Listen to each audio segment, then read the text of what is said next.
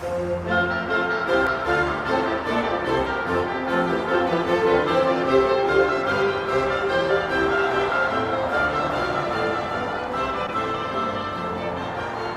folks, this is Doug Smith, Portsmouth This Week. Today is the 29th of March 2014. We're here at the Portsmouth Firehouse with Chief Mike Cranston. Mike, thanks for allowing us in here today. I know you guys have been very busy lately. But when we saw this thing in the paper about this Heart Safe program that we've been designated, it just seemed like a great topic for a program in Portsmouth This Week. How did you get started in that, and who was your point person on it? Well, first of all, Doug, thanks for coming down. We always appreciate you folks making the trip out here to the fire station. The Heart Safe Community Initiative really started about 2 years ago.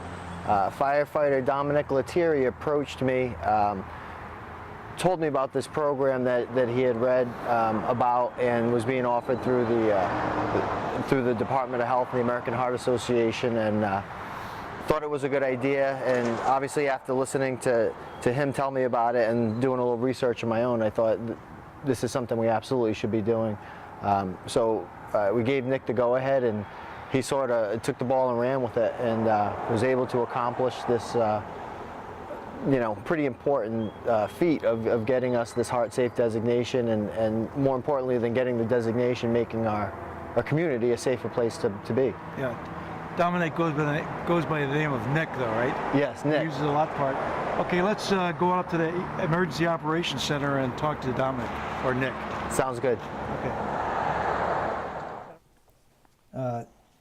We have firefighter Nick Lettieri with us up here in the EOC. Nick, I understand you're the guy that got this whole thing started and everything. Before we talk about the actual Heart Safe program, I wonder if you could tell us a little bit about your background. My EMS career started roughly 15 years ago when I was a volunteer for the town of Bristol. I volunteered with them for probably about 5 years before I was hired by the town of Barrington. Spent roughly 4 or 5 years with them before coming back home. Portsmouth is where I was born and raised, so I came back here, and I've been here for about 7 years. I have certifications from the state that allow me to be an EMS instructor. I do a lot of training around the state, and with the American Heart Association, I'm also a CPR instructor. Okay, now, are you technically a firefighter? Or in the town, we do both. Okay. All of our firefighters are cross-trained so that we are firefighters certified as well as EMTs that can work in the ambulances. Okay, thanks. Your mother's an old friend of mine, so please give my regards to her when you see her next. I will. Really, thanks to you and the Portsmouth Fire Department, Portsmouth, our town, was recently designated as a heart-safe community by the Rhode Island Department of Health and the American Heart Association, and we're only one of 8 communities in Rhode Island that have been designated that. What does this mean, and how did it come about? And I'm sure you want to get into some of the background of how you started this thing. The way it came about is the Rhode Island Department of Health and the American Heart Association joined together to create the Heart Safe program as an initiative to basically get the community involved with early access to CPR and AEDs, which are automated external defibrillators. As a program that helps the community, it was something that I had noticed in one of my trainings that I had been to. And I said, you know what, this is something that a lot of the pieces to this puzzle were already in place. So with the approval of the chief, I took it and got us to the point of certification. There were a few things that we had to do inside of the department, a couple training classes for our guys here, as well as a lot of training outside of the department for the general public and businesses to get our numbers up to where they needed to be for us in order to get the certification. Yeah. Now, what are the goals and objectives of the program itself? The main goal is just awareness. When somebody goes into cardiac arrest, the first 5 minutes are crucial. Unfortunately, you know, we're more than 5 minutes away most of the time. So the education and training of the general public is the main goal, to get them aware that they're the first line to help save lives, to get them trained in CPR and understand that it may be scary at first, but you're potentially saving a life. Yeah. That first 5 minutes, keeping the blood flowing for the heart, is what allows us, when we get on scene, it gives that person a much greater chance of revival. Yeah, I'd like to walk through a scenario with you in a minute or two, kind of what if, you know, Sure. because this can happen to anybody, as you say. How are you able to actually get the designation of a heart-safe community for Portsmouth, and what did you have to do to get that? There's a whole list of things that had to be done. The major points that I'll point out is, again, community involvement. The way that it's broken down is each municipality, by the number of residents, have a certain number of what they call heartbeats that they have to get. It's a point system awarded. So for us, example, we need to have at least 50 residents in the town certified in CPR. So that was something that I took upon myself in teaching outside of the department and inside of the department, to make sure that we had at least that 50. As of right now, I want to say our number is upwards of like 75, 80 that I know of. I'm sure our number's actually greater than that. The other things that are included for us inside of the department, our members need to carry what's called ACLS, or Advanced Cardiac Life Support certifications. It's about a 6-hour class that we had a gentleman come in and teach, so that all of our members carry that certification card. That's something that we have to renew every 2 years. Okay. and keep up on that education. Our ambulances all have what are called 12-lead EKGs, so that we can actually take a 360-degree picture of the heart to determine what's going on with the heart and the best means for treatment. Yeah. And then another crucial part is the AEDs, the automated external defibrillators. We needed to have a certain amount distributed throughout the town so that they are accessible to the general public. Right now, I want to say our number in the town is 23. So that piece of the puzzle was already in place. The one thing that I did have to do with those is update the software with all of them. They had been put into place, I want to say, in 2005. Chief? Yeah, it was right around 2005 they were put in place, and then through the course of some retirements with the people that were sort of managing those AEDs throughout town, they kind of got lost in the shuffle for a little while. So when Nick came forward and really wanted to sort of take the bull by the horns with this project, he had to go out throughout the town and literally find these AEDs and get the software. What do we do with them? Huh? Change the batteries and sure. And then develop a policy for use for all the people who have them. So he did a lot of work at least with that and one particular part of the project that I'm aware of. But it seems to me that the basic focus of the program is basic CPR, and just the idea that you need to take action when something happens. I know they've got a great short video on, I guess it's the Heart Association that has it up on their website. Correct. And it's like 45 seconds, but basically it shows you what they're thinking these days. And it also makes people aware of the fact that there is training available for basic CPR. You could probably get something from just watching this video.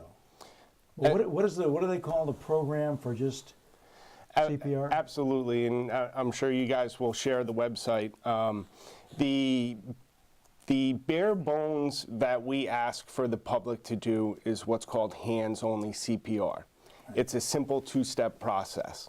The first step is to call 911, and then the second step is put your hands in the center of the chest and push hard and push fast. Those 2 basic steps will hopefully add time for the heart and hopefully make resuscitation for us easier. There really is no training that needs to be done for that. By all means, people are welcome to come in if they have questions, and we can show correct techniques and stuff.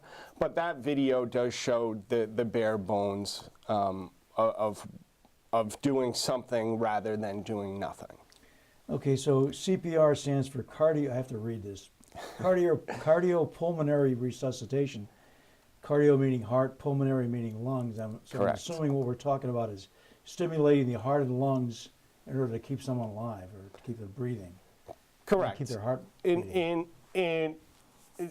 With cardiopulmonary, there's the two aspects. So if we move up the line from hands-free, hands only, and we go to friends and family CPR, which would be the next tier of training.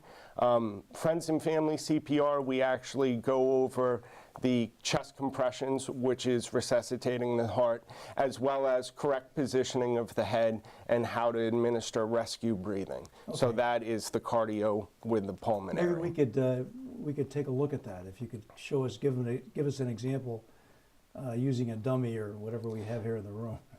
Absolutely. What did you call me? I'm sorry, Mike. But yeah, if you wouldn't mind just showing us this. You've got the equipment, maybe we can show people what basic hands-only CPR looks like. Correct. Absolutely. Okay, so Nick, can you explain here's somebody laying on the floor, and what happens? What do you do? Absolutely. First of all, we're on the table only because it's demonstration, but we would never want to do CPR on a table. We'd want to have somebody on the floor. First thing that we want to do is just make sure that the person is unresponsive. So a little shake with the shoulders, are you okay, are you okay? And with our hands-only CPR, it's a two-step process. The first is tell somebody to call 911, or if you have your cell phone, call 911, let them know where you are. The second step of the hands-only is to find the center of the chest. If you just were to draw a T in the chest, you want your hand to be directly in the center of the chest with the other hand over it, and you begin compressions at a rate of what we determine to be at least 100. If you go to the old disco staying alive, the beat there, that's what we're looking for as far as the pace. So when done in a full scenario, it's, are you okay? Chief, call 911. And you just keep going with the compressions until you can no longer do it, or until we arrive. Really? If you get tired with hands-only CPR, you can show somebody standing next to you. Put your hands right here and just push hard and fast. Okay. Okay? Now, with technique, the one thing you want to see is a locked elbow and that you're driving down from your shoulders. Okay. That's it. In the movies and on TV, you see CPR that looks like this. Yeah. You're not pushing with your elbows. And that way you get your weight. Exactly. You use your whole body weight to compress the chest. Okay, now in this dummy, I hear something clicking like ribs. Presumably that doesn't happen in a real body, right? The clicking that you hear is a training aid just to let us know that, yes, you are pushing hard enough. Okay, now what happens if the person starts breathing? If the person becomes responsive, then we want to stop. We want to turn the person onto their side, which we call the recovery position. Okay. Make sure that you take care of their head, that their head doesn't hit off the floor or something like that. And just wait with that person until EMS arrives. Okay. It all seems very simple, really, when you... It really is. It's scary, I'm sure, for the general public to see something like that happen in front of them. But with this simple step, it really increases the chances of survival. Okay, now when you went around town and found out how many people got their names, I guess, who are qualified in CPR, what do you take as a qualification? Like Red Cross CPR course? Red Cross CPR will count. American Heart Association CPR counts. And our initiative that we're doing in town is the Pledge to Push, which is for people to either come in and take one of the brochures that we've put together, or go online and look at the AHA website and just basically make a pledge to us that if something were to happen, that they would do what they can to help resuscitate somebody before we get there. Yeah. With that, we'll take their name and an email address as well as an address, just to be able to send them, training updates and keep them in the loop, because EMS is constantly evolving. Well, even CPR seems to be evolving, because when I took the Red Cross course, it also involved clearing the passages, clearing the mouth out, and puffing into the person's mouth. They've gone away from that, I take it, right? That is still in place, but again, with American Heart Association, there's a ladder of training. For us as EMTs, we are still checking the airway, clearing out the airway. But in an effort to simplify, Sure. they've gone to this hands only, as well as the friends and family. The friends and families are non-certified. You don't get a little card, but you get the knowledge. Yeah. We'll talk about that program in a second. Sure. Because that involves the AEDs, I believe, right? Correct. Okay. So let's just to recap here, and I always like to use a real world scenario. So let's say we're in Clements Market, which is real world. We're almost always in Clements Market. Every or day. something. And we're in there, and somebody falls down on the floor, and they're obviously unconscious. First thing, you're standing next to them. You got your grocery cart or whatever. You're standing next to them, and everybody, first thing that happens, everybody stands around and looks. Okay? So what you want is somebody to step up and say, tell them to call 911 at the front desk or wherever, or get somebody to call. That's the important thing. The first thing is remember to call you guys. Correct. First call 911. Then you take a look, as we spoke about the other day, you see if there's any electrical wire going across the guy or any kind of chemical spill that might affect you if you get down there to try Correct. to do that. We want to make sure that the general public is taking their own safety into account as well. If somebody's down because there's a chemical spill, Yeah. we don't want somebody to try and go and help them, because then you end up becoming a victim as well. Okay, now let's just, it's easy to think that the guy's laying on his back. What if he's just laying on his stomach? You should roll him over. Is it okay to do that? It is okay to do that. Again, with the different tiers we talk about protecting C-spine and stuff, as long as there's no obvious injuries, he's not, Yeah. there's no deformities of the body, then yes, we want you to roll him over onto his back and begin the process as I explained. Call 911 and then begin chest compressions. And so this is really basic first aid. This is first aid. It really This is the first thing you do. Absolutely. And then, okay, you continue the compressions continually. You don't stop after a minute or anything, and just keep going? The only time that we would ask you to stop is if an AED arrives. Yeah, sure. If there is an AED available, you stop the compressions once the AED is ready to be placed in service. Stop compressions and let the AED do what it needs to Okay, now do. speaking of AEDs, and you're going to show us one in a minute, but I think Clements has one of those, correct? And they must have somebody that's trained in... I'm not 100% positive that they have one. But they will have one, I'm sure, because hopefully. those guys have one of everything down there. Hopefully. The AEDs, again, are throughout the town, and from the fire department, we take care of all of the public AEDs. There are private AEDs Sure. throughout the town as well.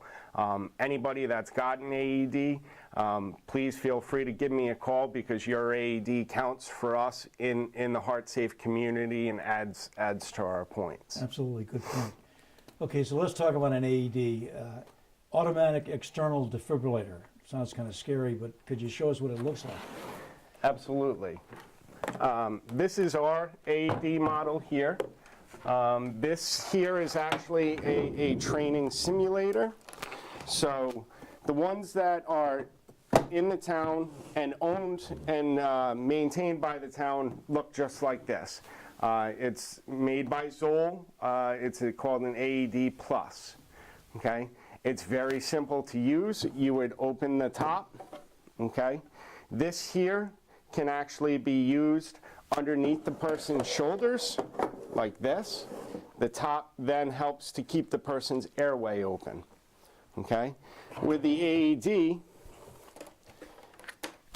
it's very simple. There's an on-off button here. We turn it on, okay?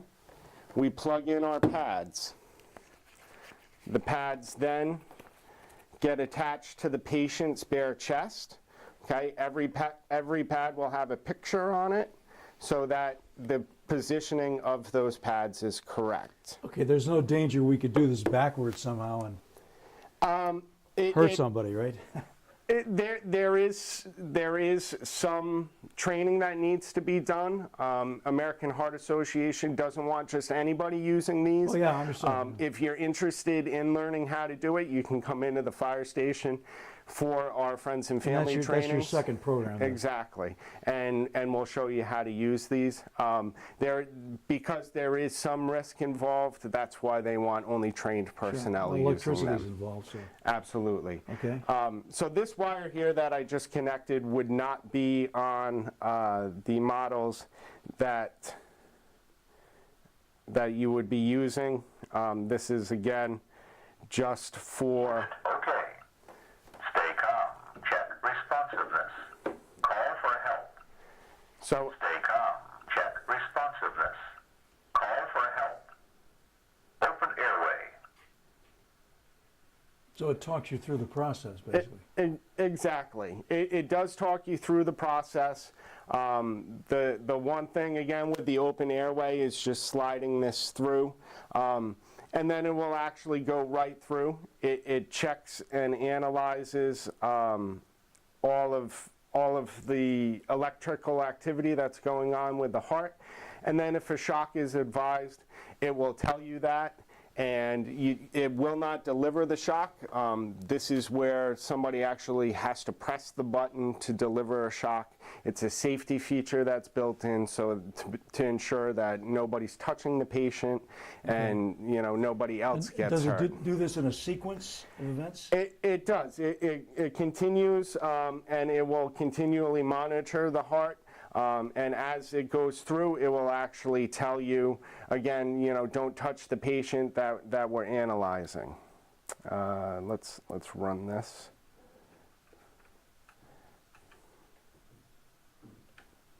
Check breathing. Give 2 breaths. Again, with the breathing, this is something that we would teach. Bare chest. So that step is already done here with the defib pads And this to is the to their chest. skin. Correct, bare chest. Okay. Attach defib pads to patient's bare chest.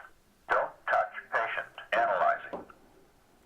So right now it's determining whether or not this patient needs Don't electrical touch activity. patient. Analyzing.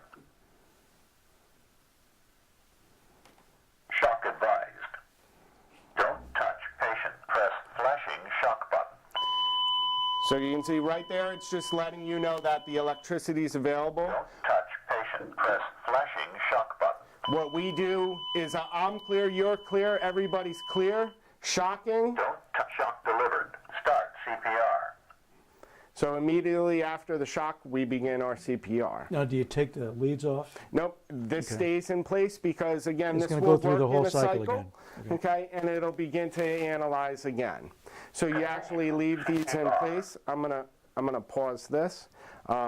We leave these in place. Okay.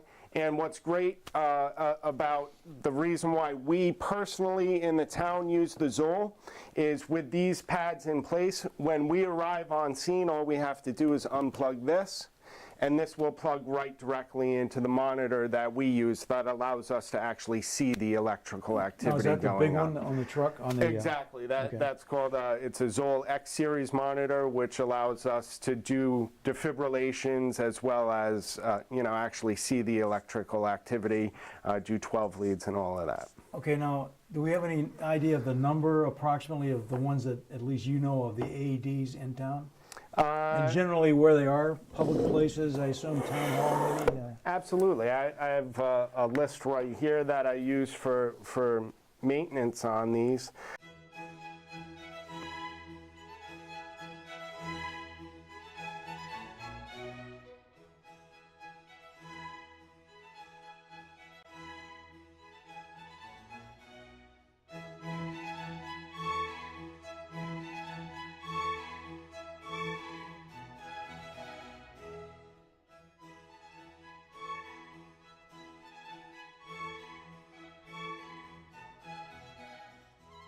Now, do we know if things, places where people might congregate, like churches, you got the schools covered, Correct. even businesses. How much do these things cost, and would it be worth businesses, either sponsoring or buying one for their own use? I mean, I just, it might add to the numbers we have. I think it would be a great goal and a great target to work towards, especially if you're a business and Yeah.